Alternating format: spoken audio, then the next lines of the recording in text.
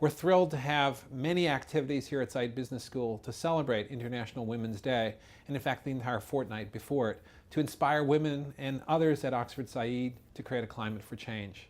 Some of the most amazing leaders that I've experienced since I've been here as dean in the last 7 years have been amazing women, women who sit on our advisory board, women who've come and spoken at the Nelson Mandela Theater. And women's leadership is a really important topic because women face all sorts of challenges in the workplace that men like me probably are not even aware of. And therefore, one of the programs we're particularly excited about and proud of is a program called Women Transforming Leadership.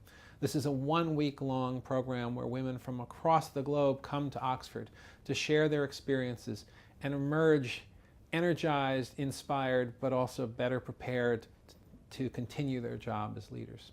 We're thrilled as part of International Women's Day to be able to provide a short taster online of our Women Transforming Leadership program so that regardless of where you are and whether or not you can come to Oxford, that you can share in some of this content and the discussion and the sharing that takes place.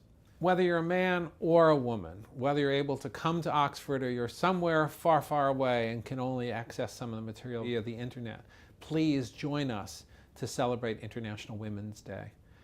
And not just International Women's Day, but really about the concept and the idea and the principles behind International Women's Day. Balance for better.